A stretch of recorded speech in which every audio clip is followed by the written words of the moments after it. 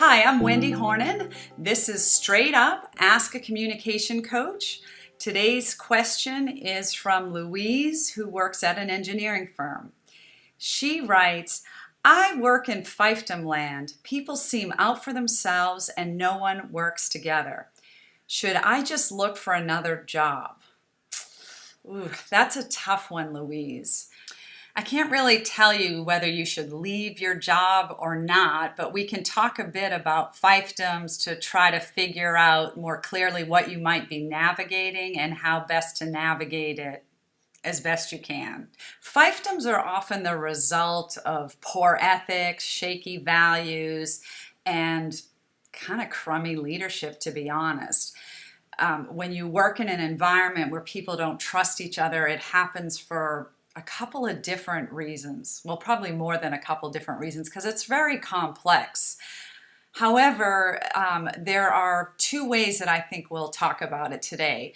One is when it comes to trust, there is a lack of trust because something in the system isn't working very well, and that creates fiefdoms. And then there's lack of trust because we don't trust other people that we work with. So I'm going to start off with first, let's just talk about the culture of the environment. The first one often has to do with micromanagement. If the leadership micromanages people or micromanages information within their departments, a lot of times people are not able to share information freely. A lot of times it's because the person that you're asking information from doesn't even have access to the information. So you might feel like, gosh, I asked them for something and they won't share the information, but they might be in a catch-22. They might be in a situation where they don't have access to the information, and it would be kind of embarrassing to tell you that since it might be part of their job to know it, but their boss is micromanaging everything, so they don't have all the information. Or they are in an awkward situation because they can't tell you, oh, my boss is micromanaging, I don't have that information, and wouldn't that be nice? Because then it reflects negatively on them and also puts them in an awkward situation with their boss. No matter what the reason is, for you, you're probably not going to trust them because you need something from them and they're not giving it to you, but they're not able to give you an answer that you can actually really understand.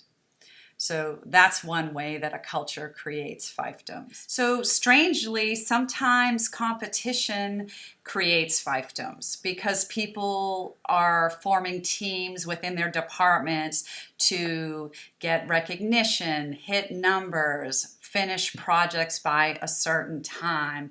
And it can end up turning the organization into the Hunger Games when they have lost sight of the big picture goal, which again, that comes back to leadership. But if each department is focusing on what is so important to them and needs to shine, they often can lose perspective on what the intended purpose is as it relates to everyone else, and that's what good leadership does.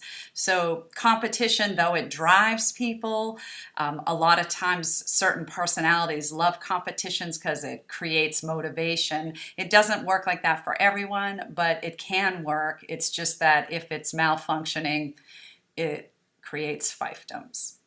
Not understanding the goal creates fiefdoms because people end up just thinking about, oh, I'm supposed to do this, and they have their little blinders on and they have no reason to consider the big picture. And people need to feel valued and integral to an outcome. So people end up creating fiefdoms just because they feel more secure, they know what's expected, and really, what's the point? So that's the third point I wanted to make about how culture can create fiefdoms. But next I want to talk about how when we're interacting with other people, and in your case, Louise, if you're listening and you're thinking, oh, I don't think it's cultural, I think it has to do with people, and there's some people that I just don't trust. Well, then let's talk about a couple of the main reasons why we don't trust people that we work with. So there are a few reasons why fiefdoms are created by distrust between coworkers. One of the most obvious reasons why we don't trust other people when we work with them is that they are only interested in making themselves look good. Most people have met other people that are like that. So it's hard to want to share information. And generally, if you do share information, they're not reciprocal in sharing information. So it benefits them, but a lot of times it doesn't benefit you. That's not a great quality. Number two, we tend to not trust people who make themselves better than they really are. And I'm not talking about people that are confident. Confidence is a great thing, and knowing what you do well is awesome. But when people make it sound like they've done so much more than they've done, and then there's really like no proof in the pudding. They never really seem to deliver on anything, but they're always showing in superficial ways how great they are. Number three is they talk loud about everything that they do. So if you're working with them on a project and you're with your boss, they're constantly talking about what they did, and perhaps it was a collaborative activity, and they talk about it as if they did it. So they're the loudest voice in the room, and if you're the kind of person that works hard and puts your nose down, it's almost like you're, have to have pointy elbows to get credit for things. There are more reasons that have to do with, co-worker relationships that create fiefdoms. People aren't dependable, they don't deliver, they don't follow through on their commitments. Those create fiefdoms because then people end up just taking care of what they have to take care of, and they're not comfortable to share information. And even though that plays out in a relationship to relationship situation, it still goes back to the leadership, because who can fix it? So it's a tough thing when you're in an environment with fiefdoms. So going back to your question, Louise, should you stay in this job? I would say that if the leadership doesn't seem to be indicating that they recognize there's a problem and there are changes ahead, I would definitely think about how you could observe everything that's going on and take really good notes for yourself to understand how fiefdoms are created. The fact that you notice the fiefdoms, you're curious to understand why this is, it's making you uncomfortable. You probably are an awesome team player that some company would love to have you as part of their team. So keep looking for a job if this isn't the right fit for you.